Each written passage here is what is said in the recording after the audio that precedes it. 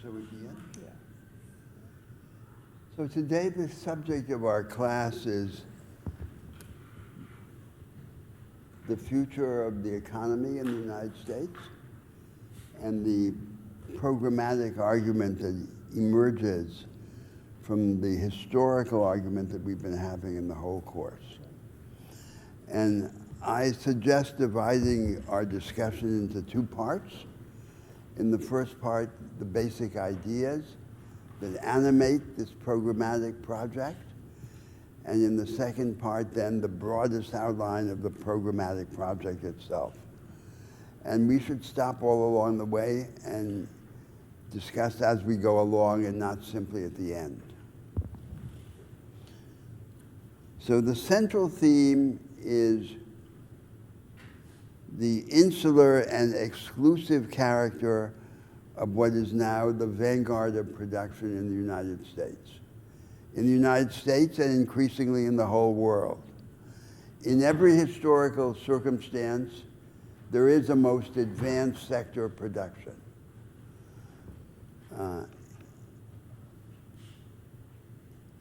The most advanced sector of production is not necessarily, when it first emerges, the most efficient or the most productive. But it is the one with the greatest potential to reach the frontier of productivity, to remain at it, and to inspire the transformation of every part of the economy. The most common label today for that advanced sector of production is the knowledge economy. The most advanced practice of production used to be mass production, industrial mass production, sometimes called Fordist mass production, after the name of the main subject of our last class. Fordist mass production was the large-scale production of standardized goods and services on the basis of rigid machines and production processes, semi-skilled labor, and very hierarchical and specialized relations of production. And it became the shortcut to economic growth throughout the world.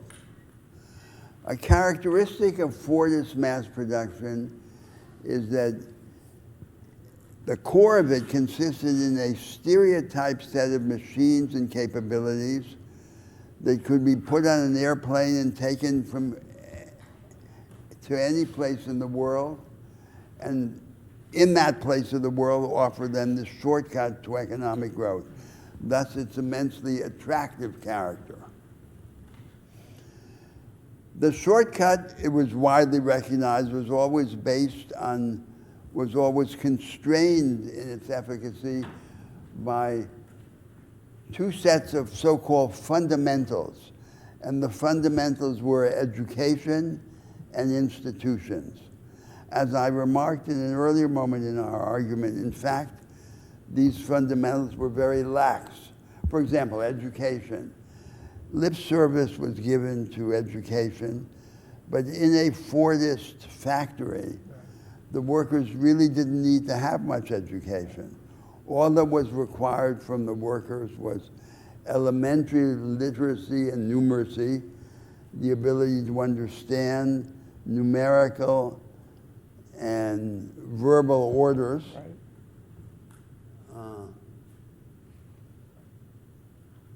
Rudimentary manual dexterity, especially in the form of hand-eye coordination, and a disposition to obey, because it was a command and control structure.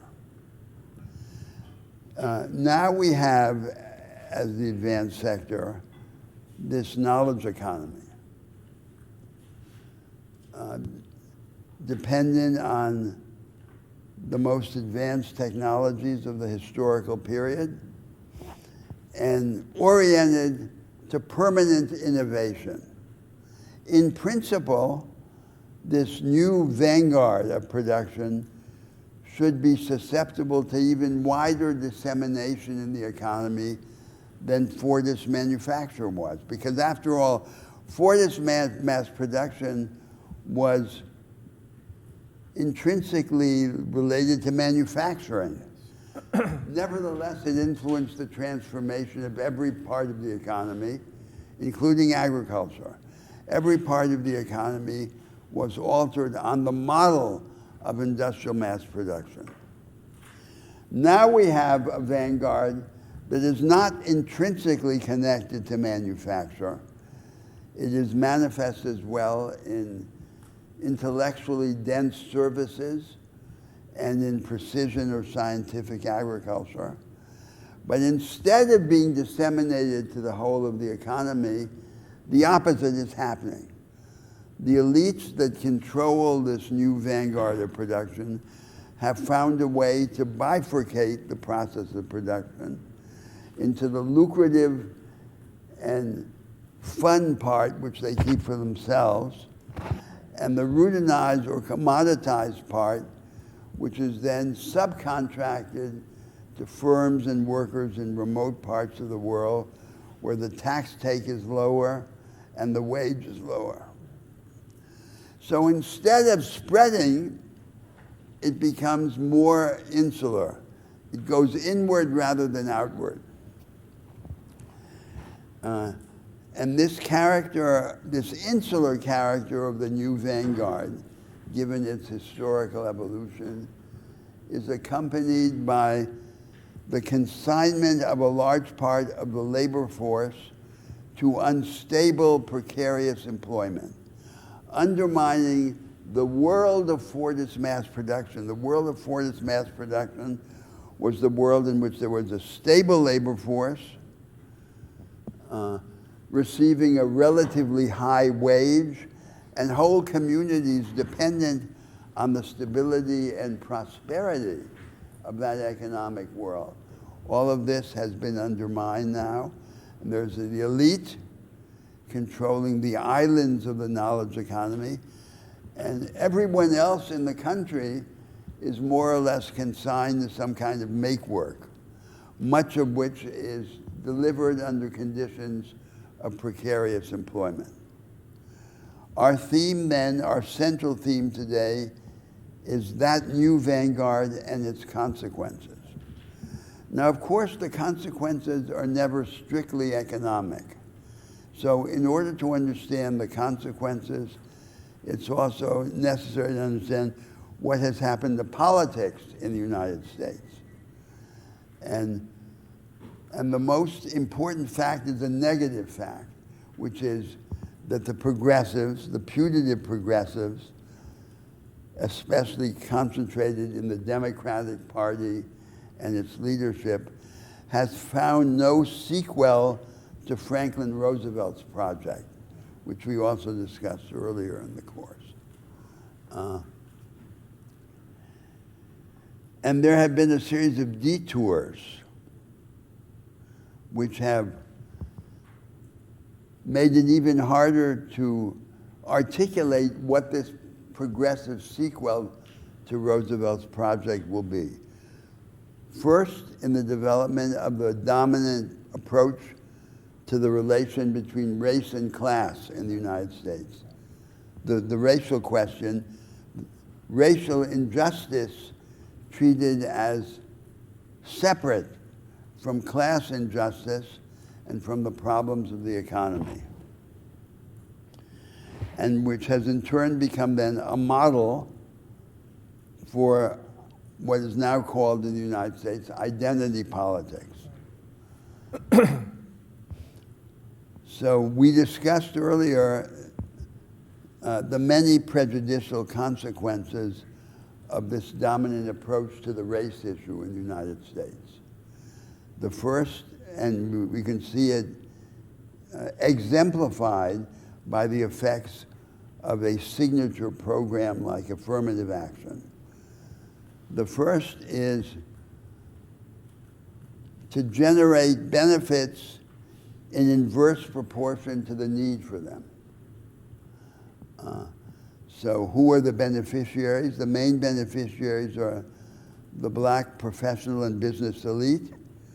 To a less extent, the black working class, especially the black working class in public employment, like firemen and policemen. And in the last place, the least benefit are those who would need the benefit most, the mass of poor black workers, underclass workers, including the young blacks who occupy these precarious jobs and who fill the American prisons, the young black males who are incarcerated. It separates the black elite from the black rank and file, and it offends the white working class majority of the country, which with some justice believes itself to be the victim of an alliance between the black elites and the sanctimonious white progressives who have abandoned them, who have abandoned the interests of the majority. Another part of this detour, blocking the possibility of a succession to Roosevelt's project, is the cultural war or the moral war and the conflict between the religious or traditionalist moral agenda and the supposedly progressive or secular moral agenda. My own view as a critic is that both of these moral agendas are unsatisfactory. One of them, the traditionalist and religious one, is a betrayal of Christianity, a heartless moral legalism, and the other is contaminated by self-gratification and also a demotion of the claims of social solidarity. So we have then first consider the economic consequences of the insular character of the knowledge economy. The first major consequence is economic slowdown.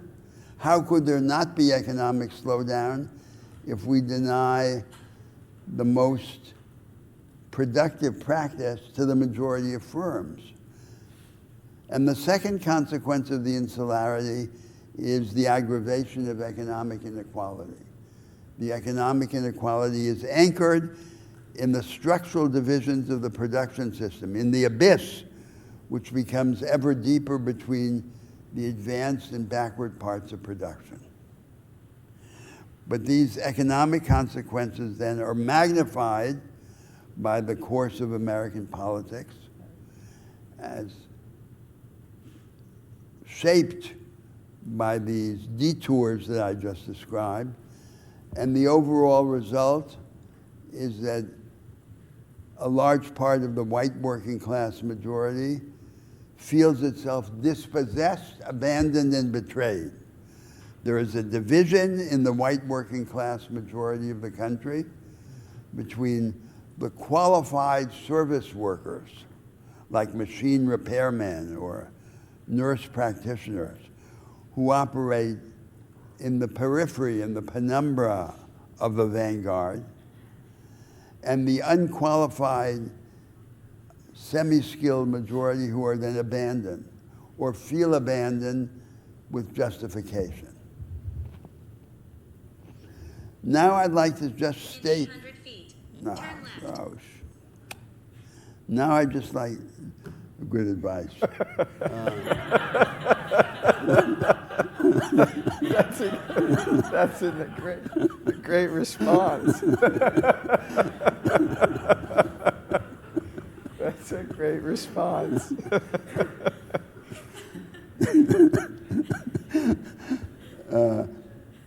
So now I'd like to state some of the ideas or conceptions which underlie the programmatic project that I'm going to outline in the next part of our discussion. So first, the economic assumptions, or the idea about the market. And the crucial theme here is the rejection of market fundamentalism. Right. By market fundamentalism, I mean the idea that a market economy has a singular, natural, and necessary form. That idea has no basis in rigorous marginalist economic theory, which in principle is neutral with respect to the institutional foundations of the market order. But in practical economics, market fundamentalism has advanced. Its most extreme form is the form taken by neoliberal or liberal ideologists like Hayek. But in its softer or looser form, it is generally accepted by the vast majority of economists and in general by the cultured and politicized elites. It is, however, precisely what the jurists deconstructed and denounced for 150 years, from the middle of the 19th century to the end of the 20th century. The main analytical achievement of legal thought was to demonstrate that the market order has no natural and necessary form.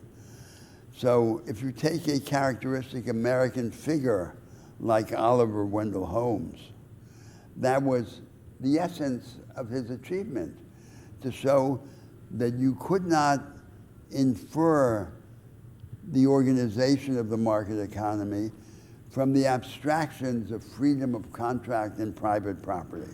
But as you went down the ladder of concreteness, of concrete rules, of concrete doctrines, at each rung of the ladder there were choices to be made, and those choices could not be resolved by referring back to the abstract conceptions. They turned on conflicts of interest and conflicts of vision. And so the market, at each stage, the market, there were decisions to be made, and these decisions were policy decisions. They were decisions arbitrating these conflicts of value and interest, and not decisions that you could resolve deductively by inference from the abstract conceptions. But to this day, the practical economist believes that a market is a market, contract is contract, and property is property. So the core of economic doctrine has failed to absorb the lessons of this legal deconstruction. Now, to state the same idea affirmatively rather than negatively, we can go to the idea of the market in its most abstract form. Even at the most abstract or general level, a market order has at least two dimensions. One dimension is the absolute degree of economic decentralization. The number of economic agents who can bargain on their own initiative and for their own account. The other dimension is the absoluteness of the control that each of those agents has over the resources at his command. So market fundamentalism can also be interpreted as a thesis that these two dimensions go naturally and necessarily together. The absolute decentralization and the absolute control. But obviously they don't go together naturally and necessarily. In fact, they contradict each other. One of the ways in which you can extend decentralization is by relativizing control, by making it temporary, by making it conditional in different ways, by making it fragmentary. And in fact, in contemporary financial markets, that happens, but only in for the narrow purposes of the financiers. These contemporary financial markets are markets in derivatives of the property right, like in options, calls, and puts of different kinds. And they do limit the absoluteness or perpetual character of the control in order to extend access, decentralized access. So one of the ways to decentralize a market is to make the control of the resources temporary, as in some kind of time-sharing scheme, or fragmentary or conditional in some form. So that's one of the conceptual underpinnings of the project to discuss next, which is the project of replacing a knowledge economy for the few by a knowledge economy for the many.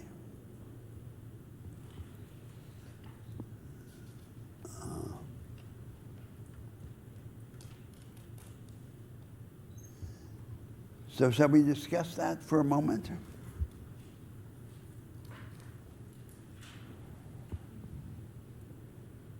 We assigned part of the knowledge economy for today.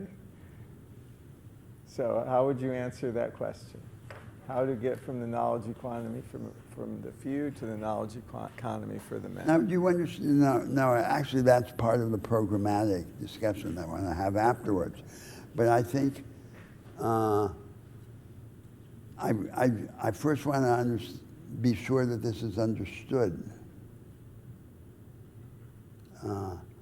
This idea that there are these two dimensions and that they, in fact, contradict each other rather than going naturally and necessarily together.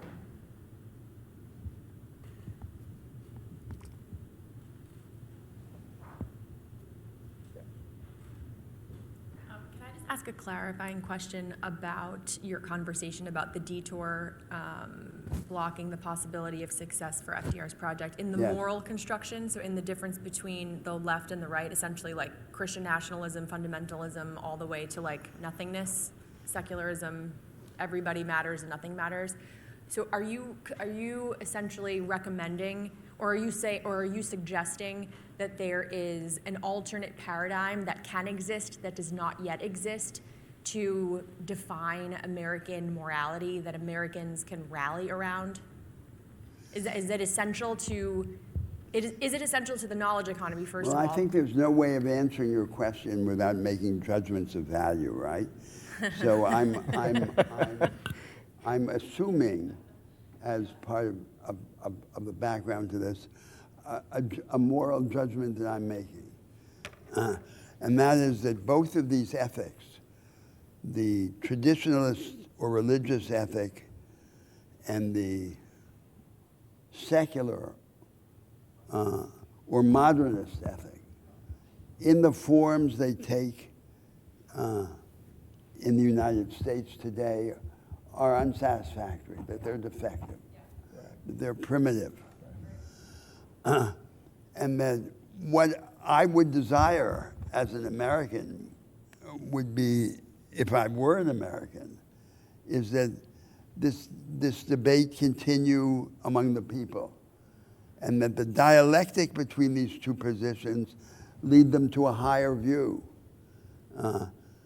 rather than one of these groups gaining power and then attempting to impose one of these agendas on the whole country through the interpretation of the Constitution or of the laws. Okay. So that's the background. Can I ask a follow-up question to Yes. that? So then, is what you are suggesting that it's ripe for that conversation to happen? First question. Is that both these agendas be adopted No. by the different states, for example, and I see. in the states, in different parts of the country, in different parts of the society. So if the conversation were to be had then amongst people without these frameworks or contexts that they had to work within, what would be the best place for this kind of thing to take place? Does it need to happen amongst individuals, families, communities, nationally? Well, I don't think it's just, it's in politics, it's not a contest of abstractions, right? It's a contest of proposals that are in fact implemented. So, for example, and implemented by the states. So take the issue of abortion. So the conservative view is supposedly the one that favors devolving to the states the power to define this issue. But I don't think that should be the conservative view. I think that should be the view of the progressives as well. That the progressives should say, there's no basis to impose on all of the people the same moral agenda. They should be free in their different states, in the different parts of the society, to try out the agendas that they believe in, and so that they'll be exemplified in practice and not just the object of a theoretical debate. And then the Americans can do what they did with respect to slavery, which was to transport the people from one state to another when the state they happen to be in is not the state that accords with their own moral view. Right. So in the case, for example, of women who want or need an abortion, if they can't get it in their state, they should be transported to another state, not at their own cost, but by the organization of the people who share their view. This is what they did with slavery. Right. And this is what they should do with these two defective moral agendas. So these issues that I mentioned are issues which in the technical vocabulary of American politics are called wedge issues, because they're the issues that break the potential for a transracial and a transmoral progressive majority in the country. So why should, for example, the Catholic workers be impeded from belonging to this progressive majority that wants a knowledge economy for the many because it insists on the legality and constitutionality of abortion? That's imposing a moral agenda that breaks the possibility of the class alliance. That's what I oppose. And I think, and I oppose it for practical reasons, but I oppose it also for theological reasons. I think that the two moral agendas, if I thought that one of these moral agendas were exemplary as an agenda of morality, I could say there would be a real problem, and I would hesitate. But I think they're both defective. I think they're no good. And so the dialectic within the people should continue, and in the meantime, they should develop an inclusive economy, which allows the vanguard to include all of them. That's the idea. Yeah, thank you. You talk about in your book a lot about how sort of perhaps contra what Tocqueville thought, the economic order, the social order is not set towards some sort of definitive end, but rather is what we make it, and it's not predetermined to some goal. But the question also that was posed was about how we can, sort of diversify the knowledge economy and dislocate it from a subset of elites potentially, and make it, more broadly Yes. Accessible. Make it inclusive. Right. But I guess my question is that question itself in some ways seems to assume the conclusion that that is the objective. And it seems, and I apologize for bringing current events into this, but it seems in some way that so much of the contemporary, populist right economic order we're seeing from the White House is, rather than trying to sort of somewhat equalize the knowledge economy, it's actually really trying to fundamentally revert it, especially with these tariffs, to a system before the knowledge economy where we're really bringing back traditional labor to the United States. And I guess my question is twofold. One, do you think that's even theoretically viable, or do you think that the prime No, question... I think it's completely unviable. I think that the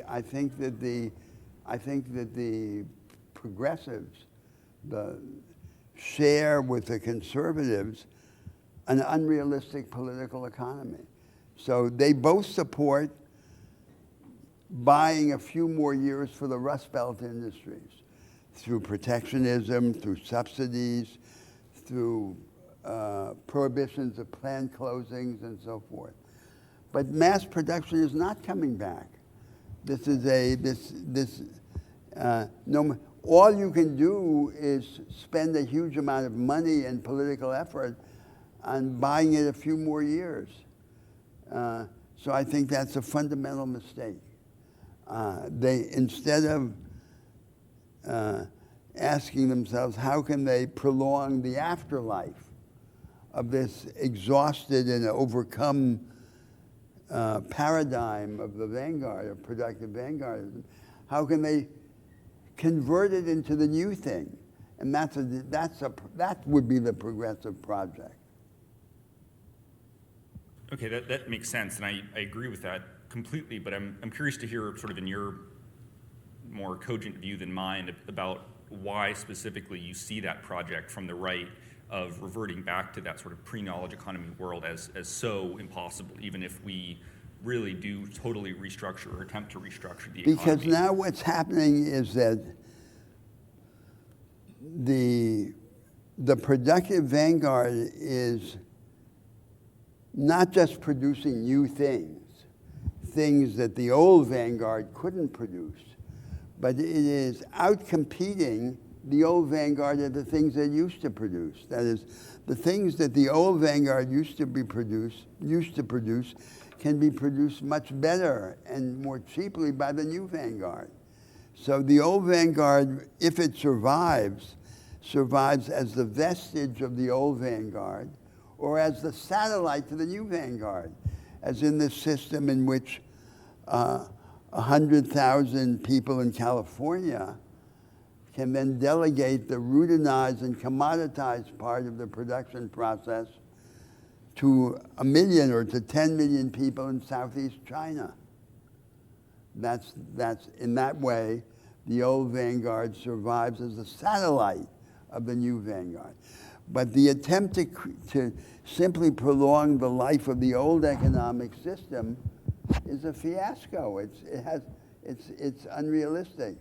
And it consumes the material resources and the spiritual and political energy which could be devoted to the creation of the new world rather than the perpetuation of the old one. Yes. Just to take one step further with I think where he was going, just to put if their intent is to say we should have factories again here, but this time maybe highly mechanized factories. So it's not necessarily saying we should have, we should make pillows in Pennsylvania paying people $10 an hour or something, but it's saying if there's a serious economic push to put your capital here and do it how you do it now. AI is a whole thing we got to talk about at some point with the knowledge economy, but what about that? Is there no? But to be expressed in what productive project? Is it? Are you saying that they would put the capital there to create a new version of a wider version of the knowledge economy, or to create something that looks like the Fordist factories? I'm saying that the steel man of what they think they're doing or whatever, what they claim to be doing would be something like that, like a hybrid. I mean, what I just described would serve capital and the current economic, would serve Wall Street and that kind of, the capital interests much more because you have a highly mechanized system. It's not a labor participating system. Sure, there could be all sorts of intermediate forms. So some of the car factories, for example, are intermediate. If you take the so-called Toyota method of production, you can have a factory which appears to be a modernization of Fordism because it already adopts methods that are more experimental. Instead of having the moving assembly line staffed by individual workers who are highly specialized, it delegates authority to teams. It gives these teams wide discretion. And so you could have something that is intermediate between Fordism and the new form. What you can't have is simply perpetuating the life of the old thing. Yeah, maybe what I would end is just to say, I don't know about the White House in particular and the Treasury Department stuff, but particularly in Silicon Valley, I'd say there are serious entrepreneurs and serious venture capital firms who are trying to do a serious version of like a modern mechanized, remanufacturing. It's particularly for like defense, pharmaceuticals, like things that you could say it's not in our national interest to have those supply chains abroad, even if it is distortive of economics to bring them back. But that introduces another set of questions, which is the case for national autarky, especially in areas like defense. That is, there is a case for and Keynes in the interwar period wrote an essay defending autarky against free trade. And defense is the strongest case for that, so that you have supply chains that would survive in a context of war and radical crisis. So there's nothing, there's no conceptual obstacle to that. There's no impediment to that.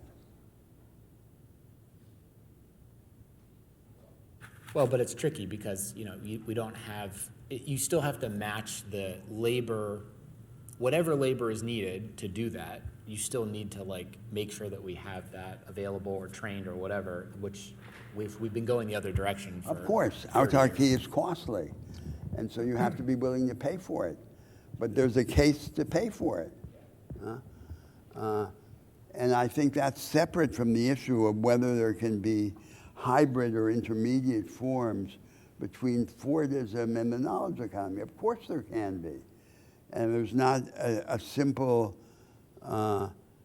contrast between these productive projects. Can you distinguish the knowledge economy from like the services economy, or how those Now, first of all, let me first address a confusion about the concept of the knowledge economy.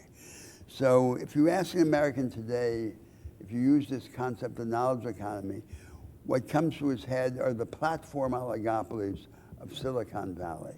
He thinks that's the knowledge economy. Right. Google, right, and so forth, Meta.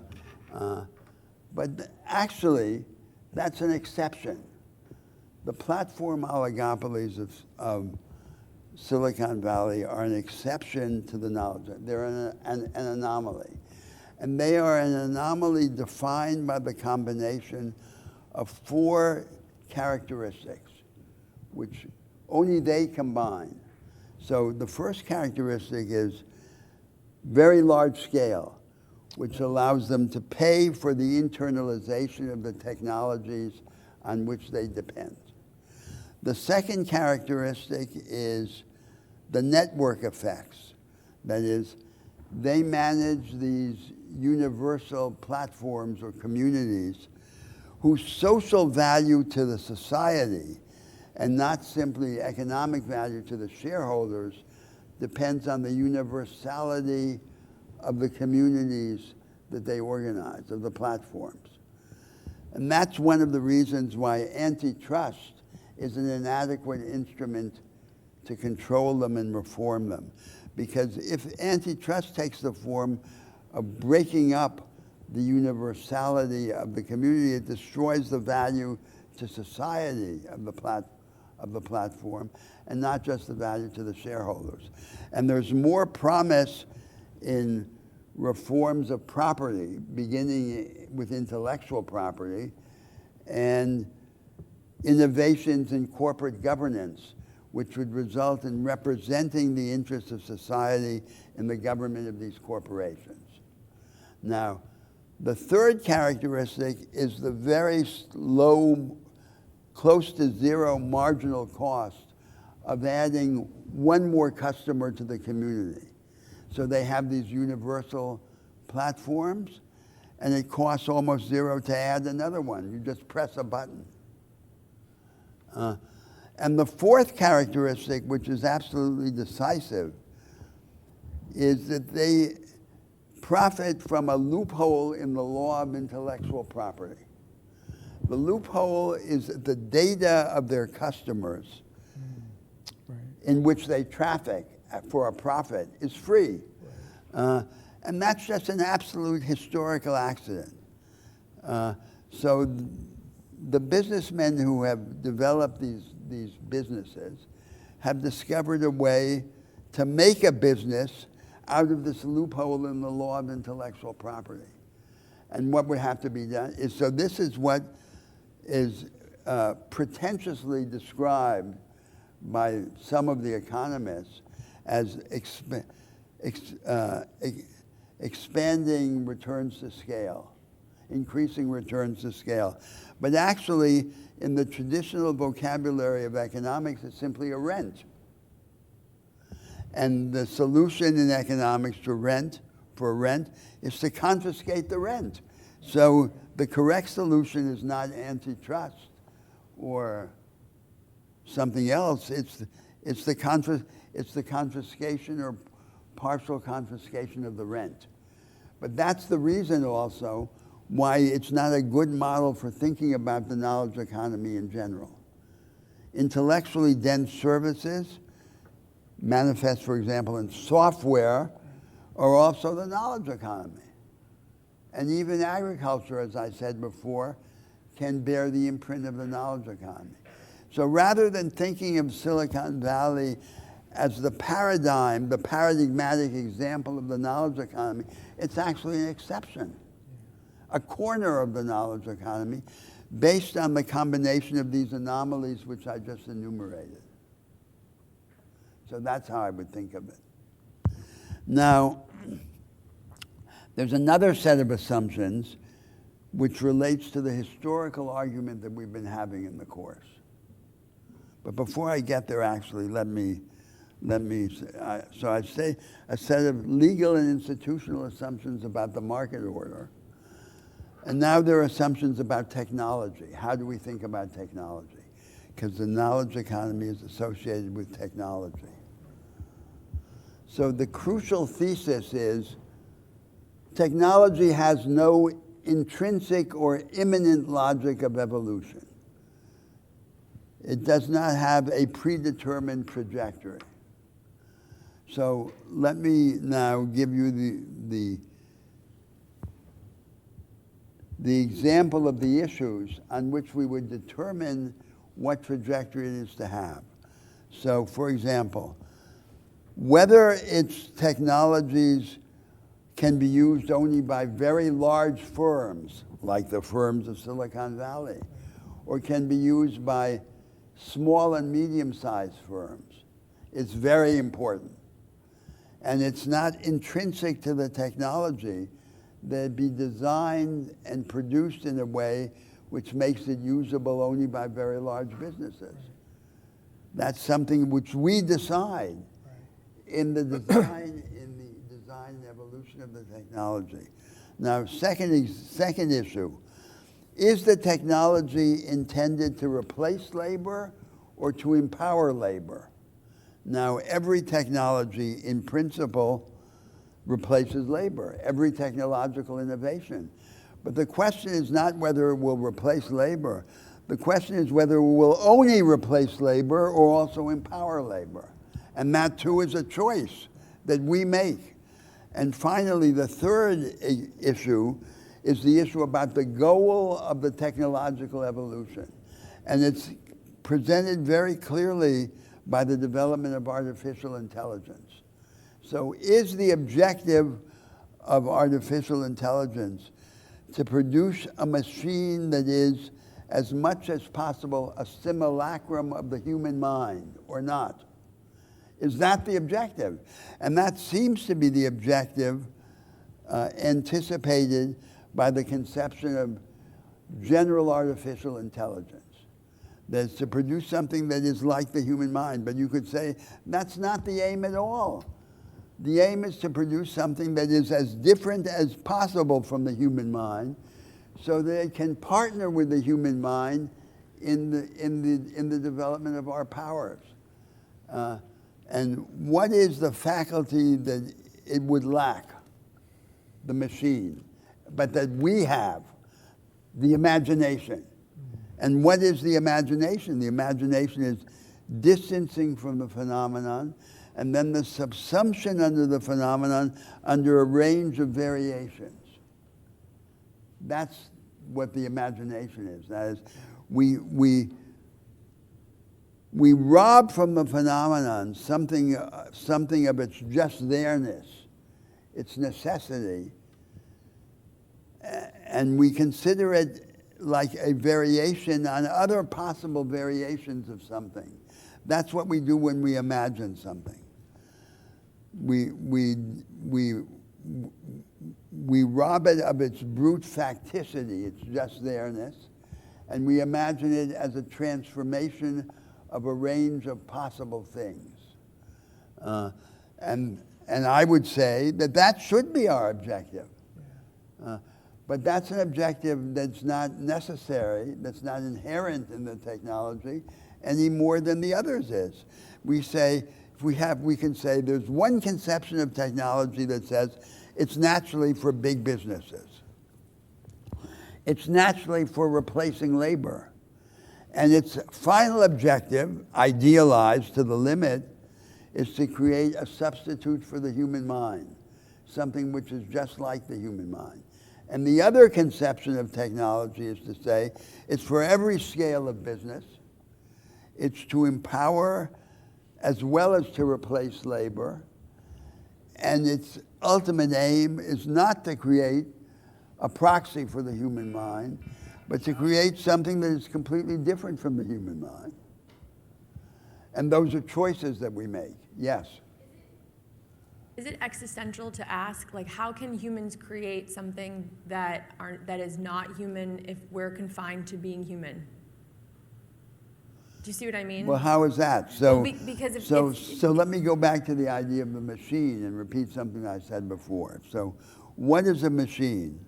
Or let me step back to two ways of understanding technology. So one way of understanding a technology is the materialization of the channel between our experiments in the mobilization of natural forces in our favor, the electrical force, the nuclear force, the magnetic force, and so forth, and our experiments in the technical division of labor, in the way we cooperate with one another. Technology is simply the material form of that connection. That's what technology is. It's not a bunch of gadgets. It's not. We should repudiate this physicalist interpretation of technology. The second way to think about technology is the one that goes directly to your point. It's to say, everything that we learn how to repeat, we express in a formula or an algorithm, and then we embody the formula or the algorithm in the mechanical device. The point of the machine is to do for us what we have already learned how to repeat, so that we can reserve our supreme resource, our time, for the not yet repeatable. And the best way to do that characteristically will be to work with the machine, because the machine will deal with the repetitious part and we'll deal with the imaginative part. And then the combination of the machine with computational power to do the repeatable, and the human being, the anti-machine with imagination, will be much more powerful than either of them alone. That will be the conception that will animate us in the approach to technology. So what I would say is that the two crucial sets of premises in the design of a program for the creation of a knowledge economy for the many are the premises against market fundamentalism. That is the premise that a market economy has no natural and necessary form. So we will be able to, we can state that in a different way. There are three things you can do with a market order. You can regulate it, and every regulation, every regulatory strategy is in principle the first step in a strategy of reorganization, it anticipates, it foreshadows a way of reorganizing the market order. The second thing is we can attenuate the inequalities that it generates, the market order, by retrospective redistribution through progressive taxation and redistributive social spending. And that will then influence the creation of a secondary distribution, and the secondary distribution is always less important than the primary distribution. The third thing we can do with a market order is much more important than those two things. The third thing we can do is to reinvent it, to redesign it, the legal and institutional architecture of the market order. So what I'm proposing as the conceptual foundation for this project is first this idea that what we want is to redesign the market order and not simply to regulate it or to attenuate the inequalities through retrospective redistribution, compensatory redistribution. And the second set of assumptions is we want to do that animated by this alternative approach to technology, which says that at the end of the day, what we want from technology is not that it replace us, but that it help us. And then that we continue to do something that the machine can't do, which is to imagine, but we be assisted by this device which can have much more computational power than we can have. That's the premise.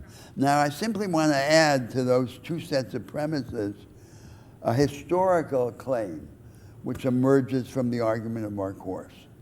And the historical claim is that the best source of inspiration in American history for this project is not the New Deal. The best source of inspiration is the economy, is the creation in the north of the United States in the period before the Civil War of a democratized agriculture. Right, artisanal economy. Yes, the artisanal economy founded on the democratization of agriculture and the democratization of finance. That's the theme of our discussion of the economy of the North. Because the New Deal is an inadequate paradigm for what we need. Because at the outset, it had a very broad focus of institutional innovation, but contaminated by the corporatism that was rampant in the West at that time. Its idea was to restabilize the economy on the basis of managed competition, controlled competition. That was the heart of its early institutional experimentalism.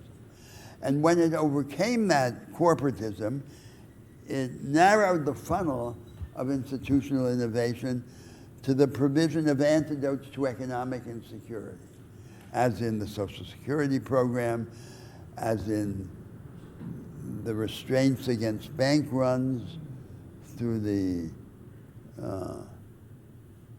legislation about the banks, separating proprietary trading from federally insured deposits.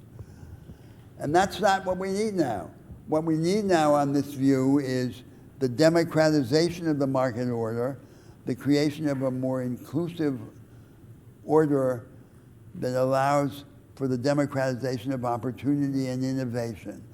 And the best model for that is what happened earlier in this artisanal economy. Now I asked John, why don't the progressives in the United States understand that? And he said because they don't know anything about the economy of the North.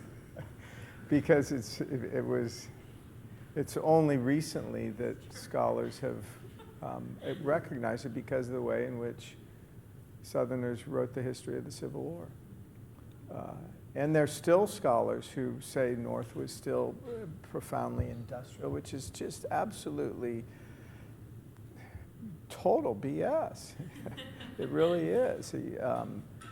You can count, I think I said, you can count on 5 hands the number of, first of all, corporations in the antebellum period, there were very few corporate charters, very few and to receive a corporate charter, in order to receive one, you had to make a case that this corporation benefited the entire community, not just one person or one family or one time. It had to benefit the entire scope of what you were interested in. Now, that's not the whole story, because when we had that discussion of the American economy in the early 19th century, theme was there was a developmental project also on top. Yes. The Hamiltonian project. Yes, that was. The United States was a developing country. Yes. And it acted like a developing country.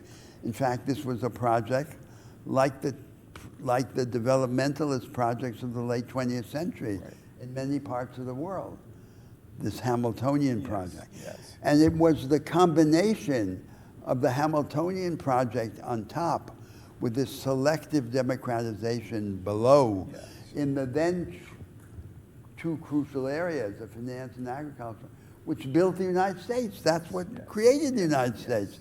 The South was destroyed. Yes. Now, and then this project was then the beginning for the United States. Unfortunately, the artisanal economy was also destroyed in the aftermath of the Civil War.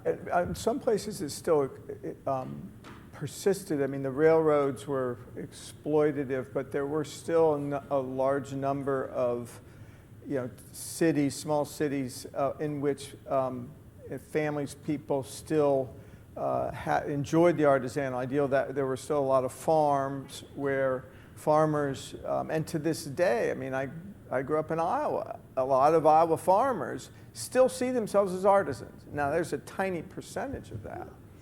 Now, you know that in Europe, I also commented on this once before, the areas in Europe, the regions in which the knowledge economy has flourished most are regions which were characterized by elaborate expressions of craft production in the 19th century.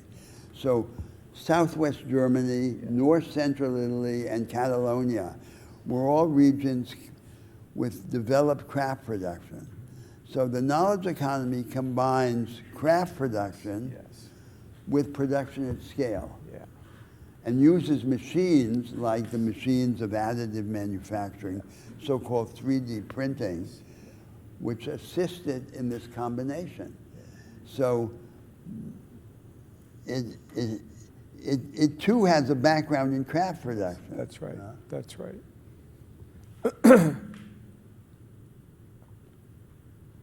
It very much has a back.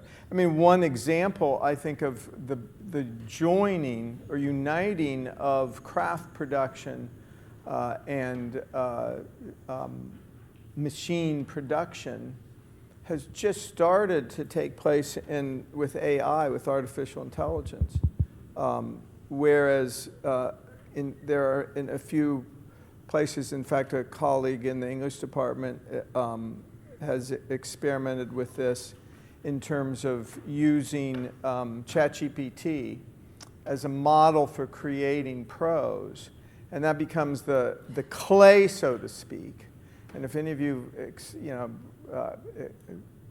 enter into a ChatGPT, ask to write an essay, the language of that ChatGPT is pathetic.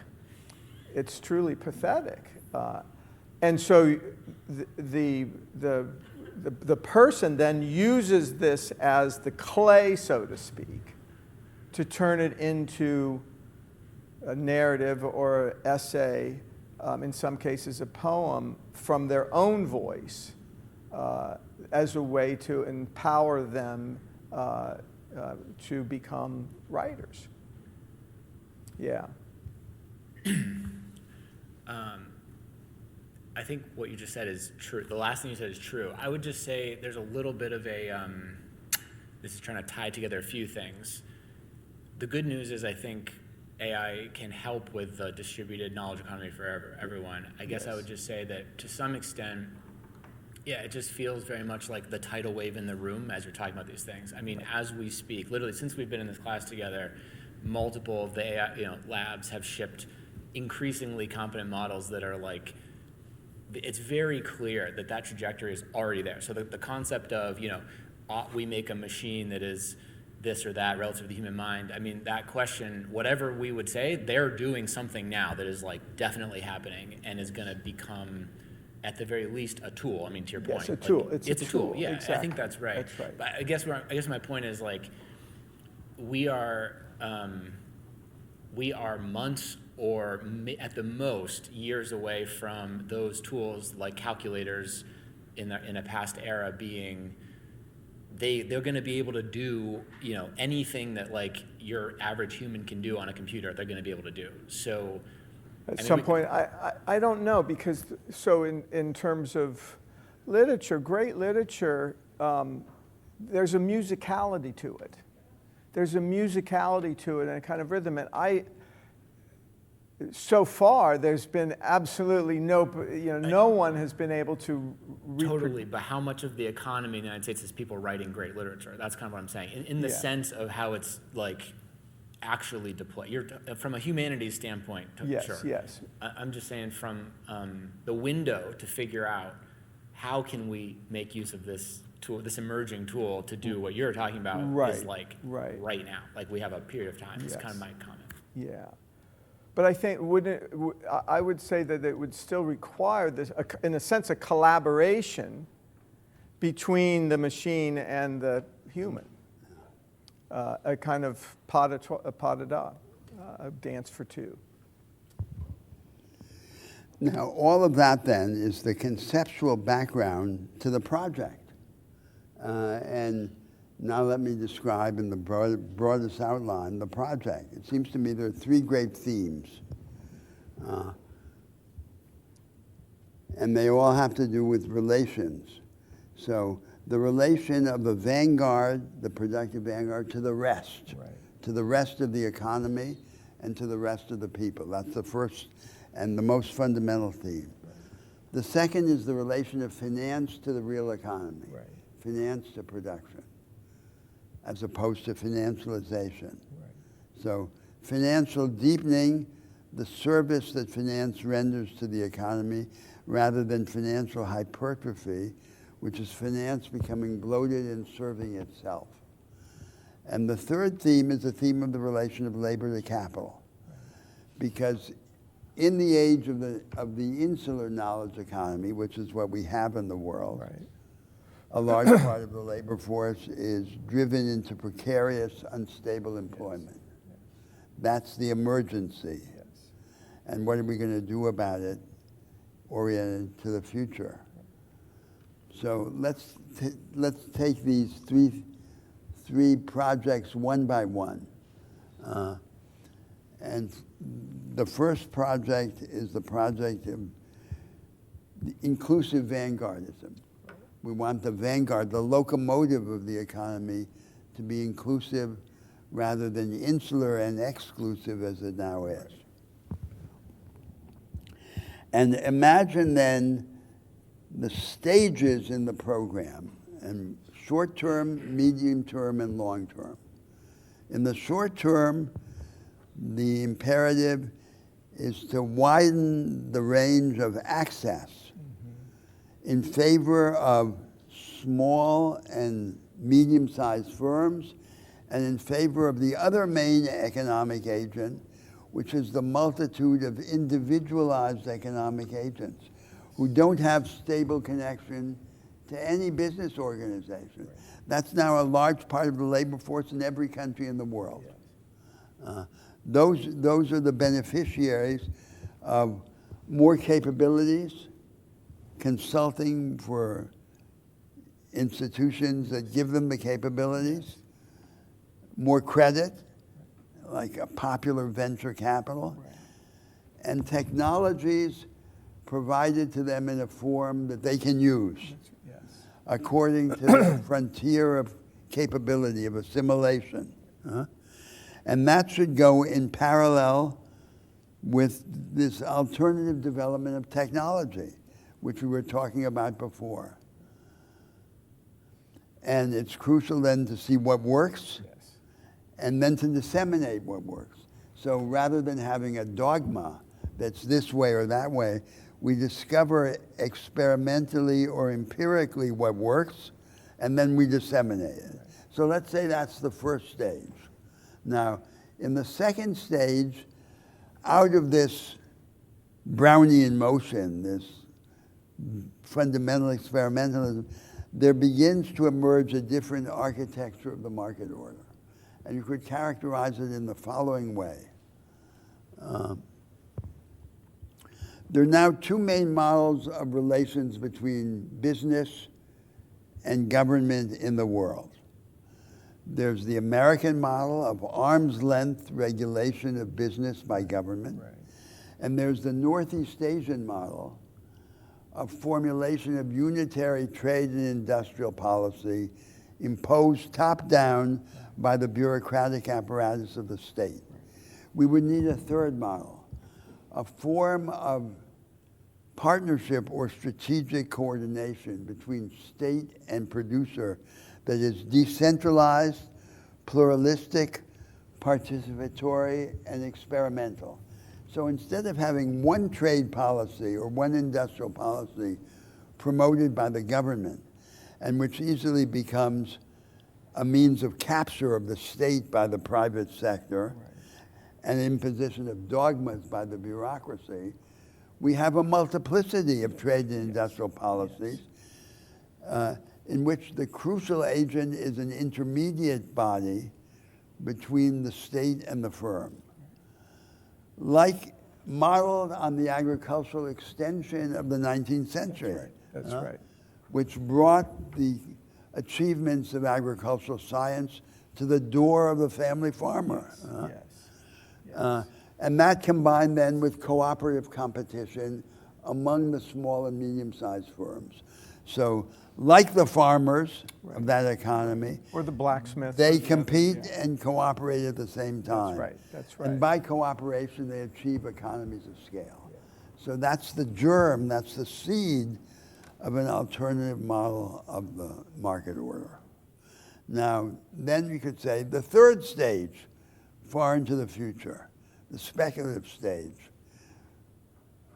we say the market order will cease to be nailed to a single dogmatic version of itself on the cross. Yeah, no, that's so It will not be crucified. that's so And- crucial. And we imagine that will take different forms. Uh-huh. And as a thought experiment, I suggested before, one form, we say the major productive resources of society, especially those that are in liquid capital, will be vested in independent funds. The government, the legislature, the democratic institutions will create the general model, different models of risk return, different ways in which they act and sectors. But the general principle is that capital will be auctioned off. No one will have capital. So you auction off capital to whoever can use it most effectively. Teams of workers and technicians are candidates for the temporary use of capital. I win the auction, I get capital for a certain amount of time. And if someone else comes along and has a better bid for how to use the capital, they bid it away from me. Right. And these are administered by independent technicians, professionals, and then we determine empirically what works, better or worse. What are the consequences?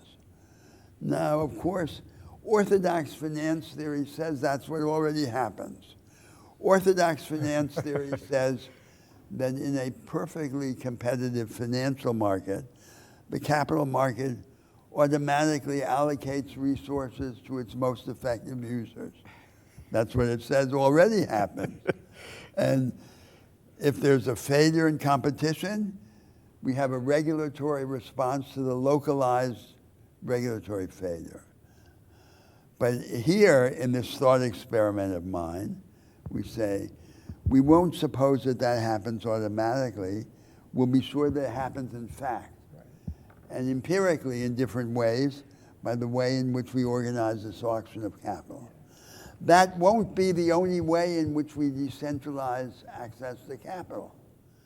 We will also preserve the traditional property right of the 19th century for the reason that I cited before.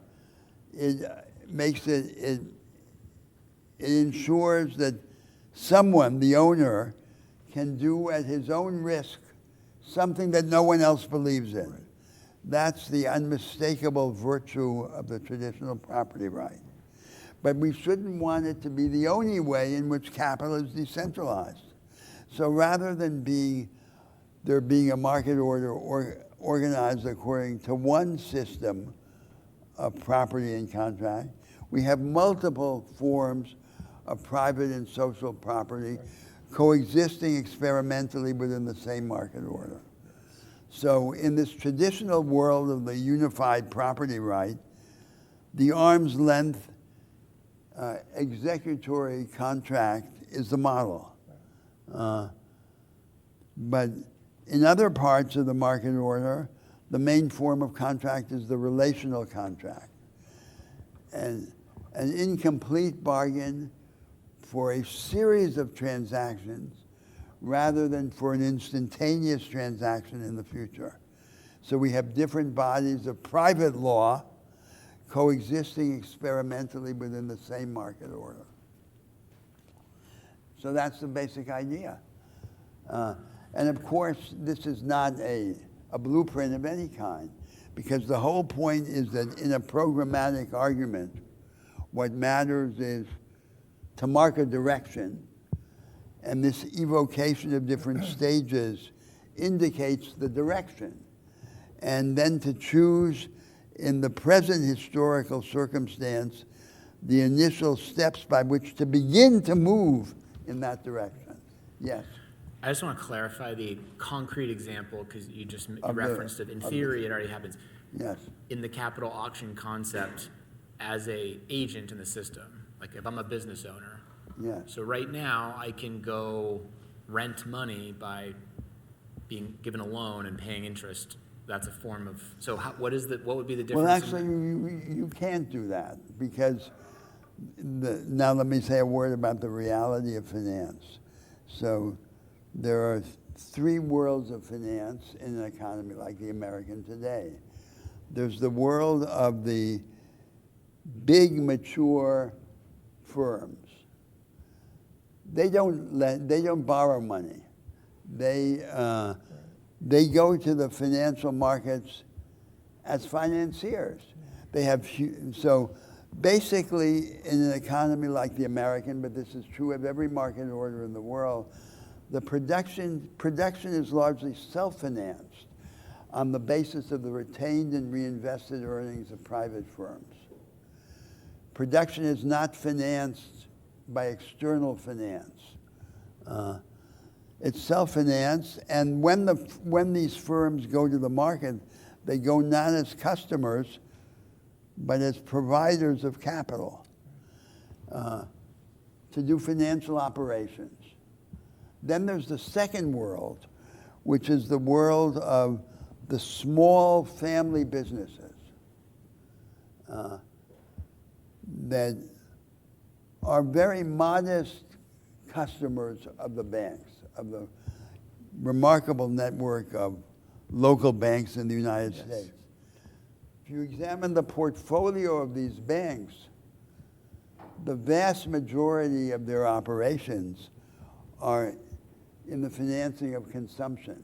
Mortgage credit, credit card credit, and personal credit. Rarely producer credit. That's an exception and totally overshadowed by their operations in the financing of consumption. The third world of finance is the world of financing the making of new assets in new ways, venture capital. and its associated forms of finance, which you could say is the most important responsibility of finance, but is a minuscule part of the total amount of financial activity. So there are three enigmas with respect to finance. The first is, if production is self-financed, for the most part, on the basis of retained and reinvested earnings, what is the point of all of that money, that liquid capital in the banks and the stock market? Theoretically, it's to finance the productive agenda of society. In fact, the vast majority of financial activity has no relation, or only an oblique and episodic relation, to the financing of production. Episodic, for example, initial public offerings, or oblique, because theoretically, the market creates a benchmark of value against which the firms could borrow if they did borrow, but they don't borrow. Right. So that's the first enigma. The second enigma is that there's an asymmetry. Instability begins in finance and it spills over and harms real activity. So you could say finance is indifferent to the real economy in good times and destructive in bad times. And the third enigma is that the most important financial activity is the one that is smallest and is a tiny part of total financial activity. And these enigmas all have to do with the same thing.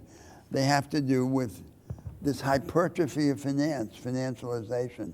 Finance becomes bloated. It sucks profit and talent out of the economy and the society.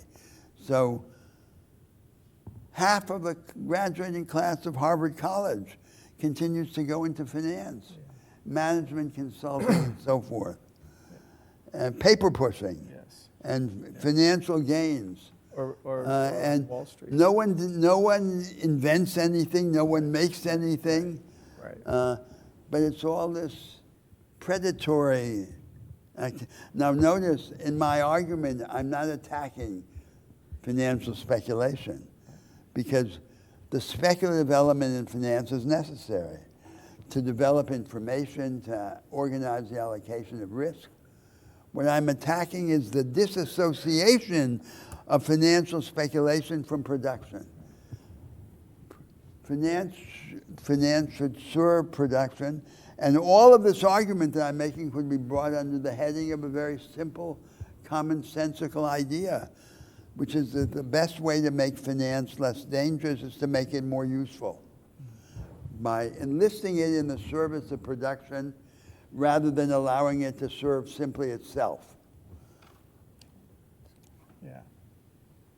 Yeah, just trying to understand that a little bit more. I mean, where did both, like, these big mega banks like Goldman Sachs or those banks who are doing a lot of lending activities, I mean, is that not contributing to the economy? And then you also have these mega corporations like AT&T or other companies who have huge amounts of debt that has been financed.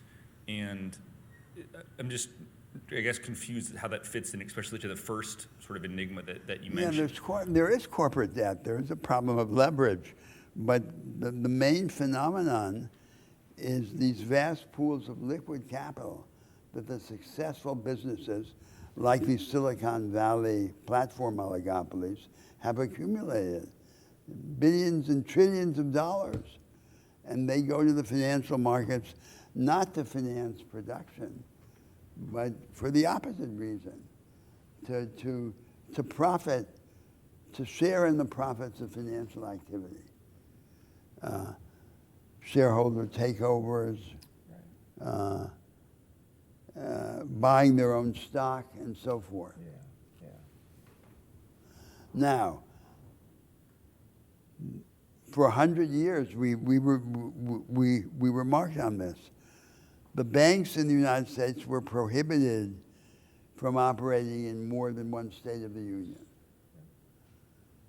Until at the end of the 19th century, the New York banks, in the age of J.P. Morgan, de facto started to become national banks, right? That's exactly right. That's exactly right. Now I want to go back I mean, to, so there was the BUS, the Bank of the United States, but that was fairly short-lived. and disbanded in disbanded. the age of Jackson. And Jackson hated it. And then the BUS-2 emerged, but it wasn't until the 20th century. You're right. It was, yeah. And the BUS was the main function was to prevent fraud that was fairly rampant because each state had its own currency, so it was fairly easy to create fake money. And it was also hugely problematic because a dollar bill in Connecticut would have a different value from a dollar bill in, say, Massachusetts. So when we discuss the economy of the North in the 19th century, the artisanal economy, and its association with the Hamiltonian developmentalist project, we ask the question, why did it stop? And what prevented this association of developmentalism on top and selective democratization below from recurring in later moments of American history? And my thesis then was two main problems, which I call the weakness of democracy and the weakness of thought. So the weakness of democracy, this Madisonian scheme, right? This proto-democratic liberalism, which was the form of democracy in the United States, which prevented massive popular pressure from continuing in the conditions of the late 19th century. There's massive migration. Right, massive. The financiers begin to Have huge. exercise national power, Yeah, immense. and they promote industrial consolidation, the trusts Yes. of that period, and then the device for controlling them becomes the selective device of antitrust, the breakup of the trusts, the weakness of politics. There was no adequate form of constitutional organization that would break this up. And they had said during the Civil War, the Union and the Constitution forever. So this Madisonian Constitution was supposed to be forever. And the second thing was the weakness of thought. So I said in our discussion that what happened in agriculture and what happened in finance were examples of a single idea, which was the idea that the market economy could be reinvented in those two sectors. I said that, but they didn't say that. Right. And so this doctrine was never formulated. And now, of course, in the way economics is taught in the United States, or next door there in the Harvard Economics Department, the whole point is to denounce that thesis, huh? And to say it's the opposite. That's right. A market is a market. That's right. Contract is contract. Property is property. The opposite of what we've been trying to say over here. Yes, that's right. So those were then and continue to be now the fundamental obstacles. Now, then, the other parts of the project, the other two focal points, the relation of finance to the real economy and the relation of labor to capital. Right. So finance in the real economy, we've just had a discussion about this a moment ago. And the problem is financialization expressed in these three enigmas that I cited. And what would be needed would then be, in the short term, to discourage financial activity that has no plausible connection to the expansion of output and the enhancement of productivity. Financial speculation not in the service of production. I think an example.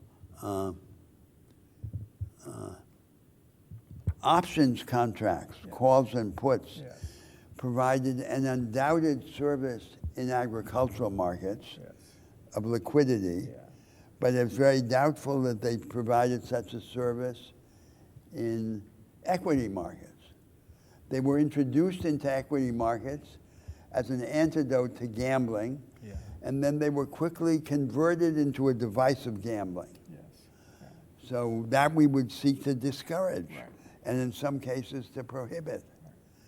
And then we would seek to multiply the channels between saving, especially the vast amount of saving caught in the pension systems of the world, public and private saving, and productive investment, to do the undone work of venture capital.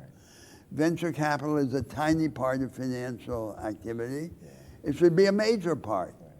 But even in the economies where it's most developed, the United States and Israel, it's tiny Right. in comparison to GDP. So that would be the short term. And the long term is this long term in which the liquid capital is placed in these social funds. So that's what I call capitalism without capitalists. We have capitalism in the sense of this decentralization, Right. but no one owns these major productive resources. No one is the absolute owner or the perpetual owner. And now, labor and capital. So we can distinguish the organized sector and the unorganized sector of labor. The organized sector where there's the residual unionization, and the unorganized sector where workers have unstable employment, precarious employment, like zero contract jobs, as they're called in Europe. And the emergency problem is precarious employment. Now, just a word about the organized sector. People like Michael Lind, whom we've read, defend the use of the 20th century technique of countervailing power through unionization to solve the 21st century problem of the precarization of labor, the precariat, as it's called. I think for the most part it's too late. The ship has already sailed, right? But if we were to have unionization, we should not have it in the regressive form of collective bargaining, the contractualist regime. We should have it in the form of the hybrid regime, which takes from the corporatist systems of labor law disseminated in Latin America, but inspired by Mussolini's fascism, Carta del Lavoro.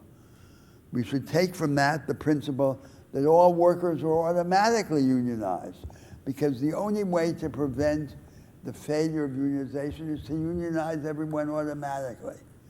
So this is a system in which the fact of unionization is not a gift of the state, it's a gift of the law. Yes. But we should take from collective bargaining the principle of absolute independence of the unions from the state.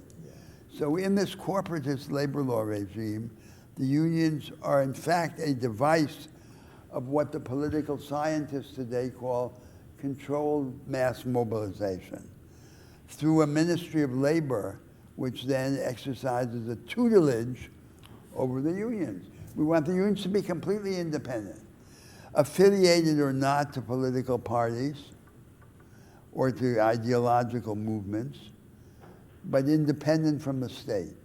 And different movements within the labor movement compete for position in this unitary union structure, just as political parties compete for position in the structure of the state.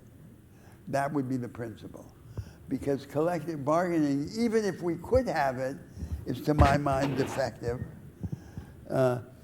It tends to express and reinforce the underlying inequalities in the labor force and in the production system. So, for example, in highly advanced firms in the vanguard, like the firms of the knowledge economy, the workers are not really workers. They are partners of their employers. That's right. And the wage is a small part of the cost of production. It was Whereas similar. in other forms, in the capital poor parts of the economy, the workers have opposing interests. You were saying. That the Wobblies, the industrial workers of the world, which was mostly in the United States, but in other countries, function in that way as an equal voice and a vote for every single employee. So I think it's too late. I think I agree with that. to go back to unionization.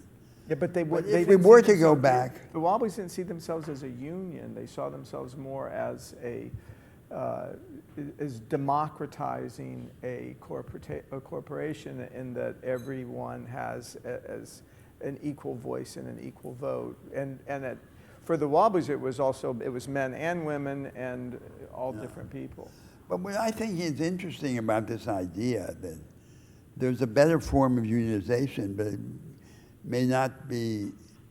it may be too late to implement it. Is I that- agree. I think it's not. Yeah, you can't have it now. This is a vindication of the contingency of history, right? And one of the myriad of ways in which history is contingent is that there is no predetermined harmony between the evolution of ideas and the evolution of practical necessities. So the practical politician thinks ideas are a dime a dozen. They happen when you need them. The only thing that counts are practical interests that stop you from doing what you should do. That's right. But that's not how it is. In fact, the repertoire of ideas available at any given time is relatively inelastic. And you can call the spirits, but they may not come, right? And so you don't have the ideas when you want them. Right. Huh? And we wish we would. We wish the One of the opposite. reasons to have these arguments, like the arguments we're having here, is to expand modestly, marginally, the stock of ideas available to us, so that in the future they can be available, as they are not now. Yes. Yeah, I was going to say, as we touched on previously, venture capital may be supply constrained on the number of founders and ideas at any given time that are venture backable. What is your perspective on in the labor to capital dynamic of like a universal basic income or some of these other, I don't think that is. First of all, I don't think it's desirable in principle. I think that people who can't work should, of course, be supported if the society can support them. But the idea of giving everyone, independent of need, a free ticket seems to me to be not desirable and not to appeal to our best ambition. Agency is good. Work is good. Work transforms. Right. And no one should be just no one should have a sinecure as given by the society. Right. That's what I think. Now, I do recognize that there's a role for what you could call a social inheritance, as opposed to the regular income throughout a life. The state settle upon everyone a basic stock of resources on which the citizen could draw at turning points in his life. When he builds a family, when he buys a house, when he develops a new stage of education, that's liberating. And if we can afford that, then we should do it. But I would not like to convert that into a permanent sinecure for everyone. But that's obviously a topic of debate. Yeah. And I think that the Scandinavian democracies that experimented with universal basic income, like Finland, have had a very unequal experience. Yeah, that's right. Very rocky experience. It has been successful only in a very limited population. Did you have a question? Yes. So I want to take a step back, and when we were thinking about AI and imagination, you were saying that our most vital tool is imagination. Be able to imagine new things is what makes us different from machines. But at the same time, we are using machines to think and to imagine. Like everyone here use some sort of AI in some aspect of their lives. And we are most like giving up of our unique ability and turning into machines, like thinking like machines, writing like machines, and being like machines. And don't you think that AI could turn our non-formulative way of thinking as like imagination Yes, in a so formulative way of thinking? So absolutely. So I don't think of this collaboration between the machine and the anti-machine as something that is left just for the last moment or the last instance. I think that the machine can assist us That's right. in all the intermediate steps, just that the fire, the direction can't come from the machine unless we put it there in the first place. The machine is dumb. The machine doesn't operate according to the logic of hope, intimation of the possible, variation. That's what we do. But the collaboration with the machine can be intimate and all along the way. I'm not thinking of it as something separate. There is, to me, a normative implication of great significance, which is no human being should in principle be condemned to do the work that can be done by a machine. No one. Anything that can be done by a machine should in principle be done by a machine. Anything that can be done just by a machine. We should do this, we should do the other stuff. And the area which is clearly most represents this because it's ordinary, is personal care. It's the fastest growing kind of job in the economy. Personal health care support at home is the job that is growing most fast in the American economy today and can't be done by a machine adequately, I think.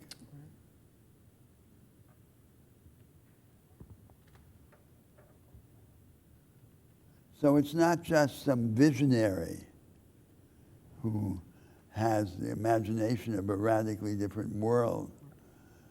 It's not for us that we're imagining this, but for the mass of ordinary humanity.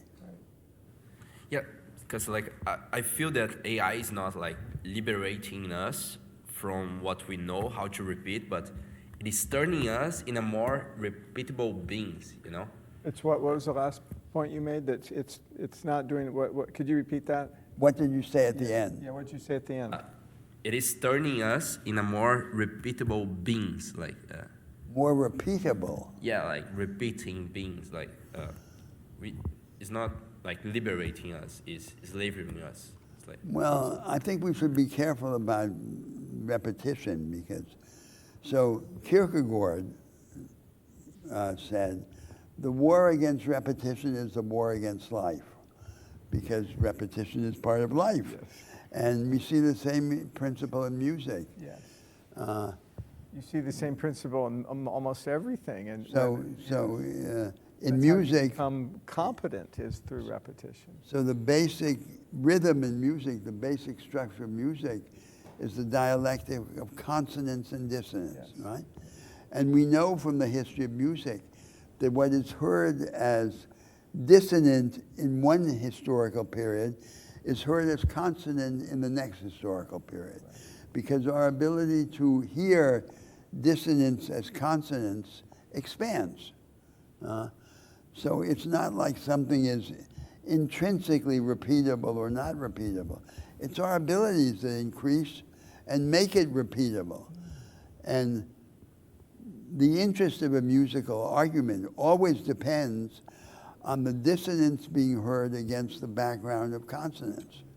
So Beethoven's last quartets that sounded to his contemporaries as a cacophony sound to us as the most marvelous music in the history of music. So that's what the interplay is like. And to expand our ability to approach the dissonant as consonant, but always to be also at the frontier of the dissonant, of the non-repeatable. So we shouldn't, it's not some simple choice between the repeatable and the non-repeatable. It's rather that the imagination stands on the shoulders of consolidated and repeatable knowledge. And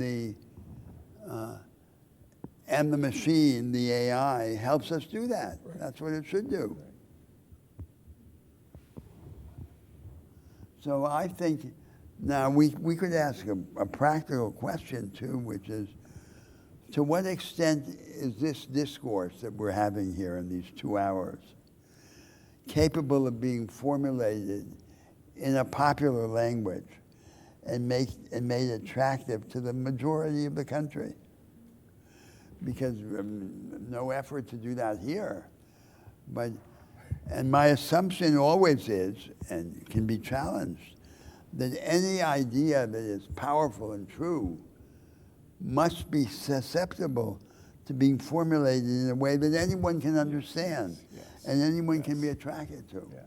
Now, here I'm searching for the concepts, the categories, the words, and we don't have them. And so what I'm saying is provisionally obscure, but the message should not be, there should be nothing obscure in the message. Ideally, right? Right. We should be able to think this through to complete clarity. That's right. Until we're able to formulate it in a language that appeals to everyone. Yes, that's accessible to everyone. Yeah. Can I just ask a practical application term? So if you were asking me this question in my home life, the thing that would make my life better and easier to be able to have the imagination is to have a robot come in, do the laundry, fold the laundry, put it in the drawer. It's like these rote, stupid things that we have to do, Yes. and they're so annoying, and they take up Yes. so much time, and I have to do them every day. I'm cleaning the Yes. same corner of the Yes. counter. So the point is that to me is what liberates us from these stupid, mundane, banal things that just take up, they eat our life away, essentially. Yes, So that's the problem. That's the that's problem. the but that to me, that's the practical way to talk to someone who's handling all these things in their house, and they're like, what the hell am I doing? I don't want to do this anymore. So what does that look like? Is there literally a machine that can wash your clothes? It's Such robots where are do you being think developed. with that? Soon They enough. are being Soon developed enough. now. That's the that already is the frontier of robotics today. Right. The development of robots that do these mundane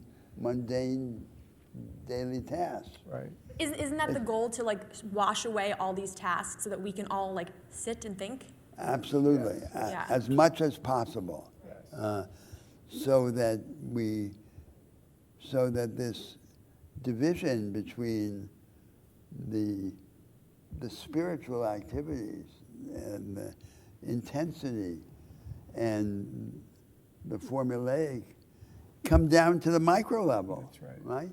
Because we have these finite lives, mortality, and what makes time slow down is that it's full of incident, and our time is taken away from us. Our life is squandered if a large part of it is spent in these meaningless, repeatable activities.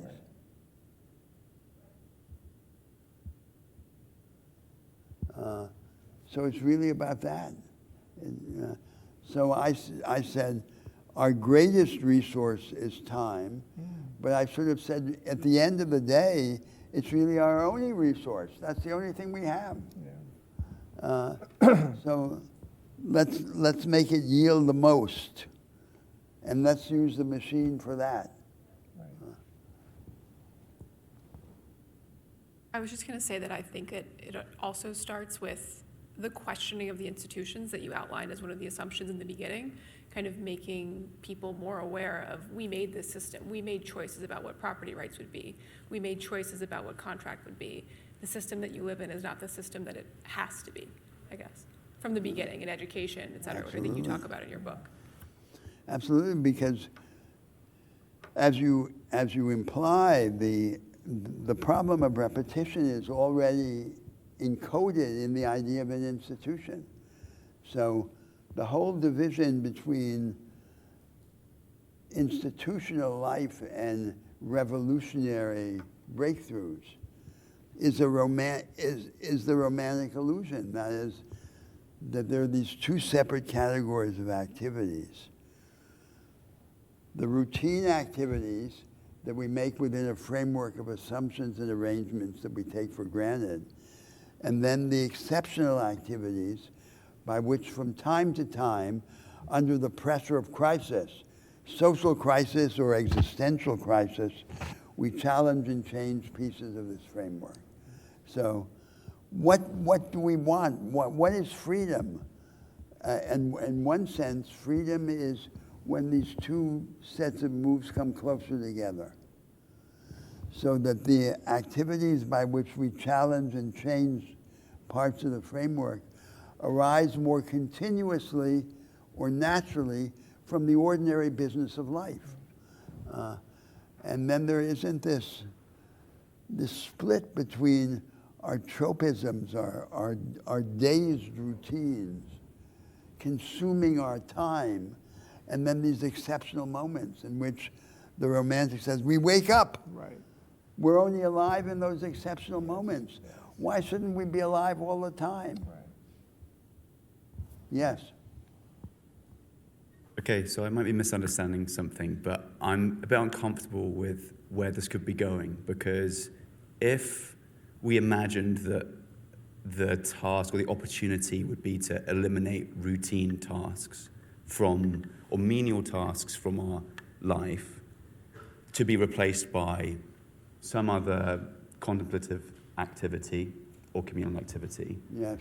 do we not run the risk of eliminating the thing that makes us human, which is imagination, which is the ability to distance ourselves from the phenomenon and subsume it under variety, such And that subsume it under a range of transformations. a range of transformations. So I'm just thinking, what happens to ritual and mundanity and expressions of care? Like, I do not want somebody to have to be forced to like clean my floors because I don't want to do it myself. But I do also want to maybe see if there's space in this paradigm for a way for time to be put under less pressure, such that I can do things like fold my baby's socks or like cook a meal without feeling like I need to be under pressure to optimize that time in some other way. Is there scope for that in this? Well, for example, yesterday in another course, I just heard a colleague of mine, Michael Pewitt, a historian of Chinese philosophy, give an explanation of the role of rituals in Confucianist doctrine. Yes. And the role of rituals had three objectives. One was to be an enactment of the norm of reciprocity. I pretend to be the father of my son pretends to be my father, so we exchange roles. That's the first goal, so that we don't inhabit our role as if it were all of our reality. Then the second goal of the ritual was to break the tropisms that dominate our ordinary experience. So that what we're doing each day from moment to moment doesn't seem to us to be necessary, a prison in which we're imprisoned. And the third goal then is to change the character of these repetitious activities so that they become more open to revision, so that they don't seem to be, so that we don't have this idea that either we have what exists or we break it. But we can imagine it as revised and corrigible. And that in fact is a way of stating what our objective is. Our objective is not to have permanent revolution. It's not a kind of Trotskyite philosophy of personal life.